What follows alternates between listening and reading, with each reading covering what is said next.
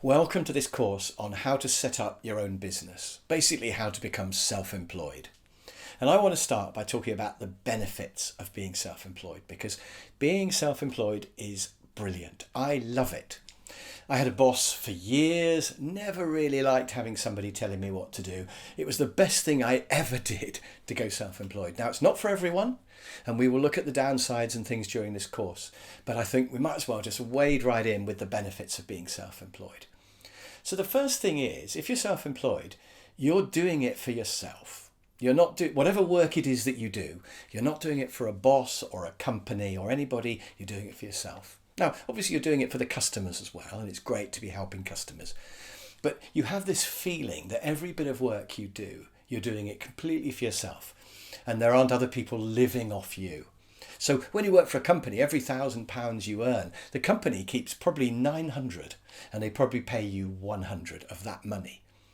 But when you're doing this, you're doing it for yourself. So you keep all the money, and that's potentially quite a lot of money, actually. You could earn a lot more by being self-employed, but it's more than the money. It's to do with what you are. So when you work for somebody else, it's about what you do. So you might say, well, I'm a lecturer working for a university. But when you do it for yourself, what are you? Well, I'm a trainer, or I'm a graphic designer, or I'm a coder, or whatever it is. So your work becomes what you are, not what you do. And that feels great, because you're not working anymore. You're just doing stuff that you're interested in.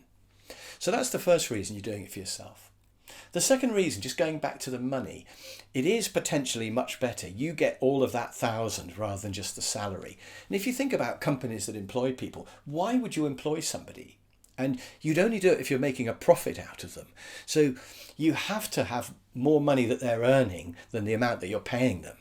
You have to make a profit on it, otherwise you wouldn't employ the person. So that means that your company is making money out of you. And that's money that you could be having if you were self-employed. And there's two options of what you do with that money once you're self-employed. You can either have a lifestyle business, which is what I do. I just get paid per day, and I can take holidays if I want. I can work harder or less hard, and I just get paid by the day.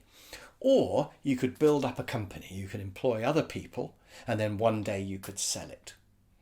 So you've always got those choices. We'll come back to them later. But the lifestyle business or the building up and selling it, two nice choices.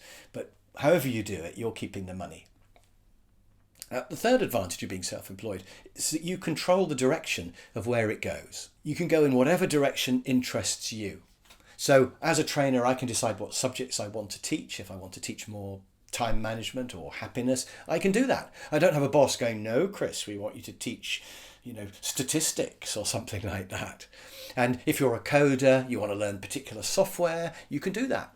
Or if you want to work in America more or sell stuff to India, you can do that. So you control the direction of your business. Now, that's a blessing and a curse, because it does require a bit of thinking and you've got to get it right. But you've always got that choice about heading for the areas that you find interesting. The fourth advantage, and this one really rings true for me, is that you can't be made redundant. So there's justice. So in my happy years of employment, I was made redundant 4 times. And I don't think any of those times I deserved it. One of the times I argued all the time with the boss because he was an idiot. But he was an idiot, I think. There was another time where the whole company was sold off. Everybody was made redundant. There was another time where I failed to turn around a loss-making company that I was brought in to turn around. I think it was impossible, but I'll never know. But the point is that other people were controlling me. All my eggs were in one basket of employment, and somebody else was holding that basket, and they could just chuck me out if they wanted. Whereas now I'm self-employed, there's a justice to it, because if I'm good, I prosper. If I'm bad, I starve. But I like that justice, because if I do a good job and I work hard, then I will prosper. And I've been happily doing this for 25 years. I've got about 30 customers at any one time. They gradually rotate over time. But I've got about 30 customers. And it means if I lose a customer, I don't really care, because I've got 29 others. So I'm not dependent on one person. Nobody can fire me. A customer could fire me, but I wouldn't really care. And in fact, I can fire them. If I don't want to work for them, I don't have to. So I love that feeling of control. I can't be made redundant, and there's a justice to it. The final reason why I love being self-employed is there's no crap.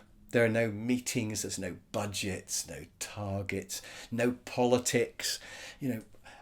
How do I live happily without an HR department and a boss and appraisals? But I seem to. I just happily sell training, deliver training and get paid. And I don't have any of those things. No meetings, budgets, targets, politics, nothing. So I can just work. And that's what I want to do. I don't need all that other stuff getting in the way. I can just work doing a job that I love. So that is why self-employed is the life to be. And if that sounds appealing to you, then you're going to really enjoy this course.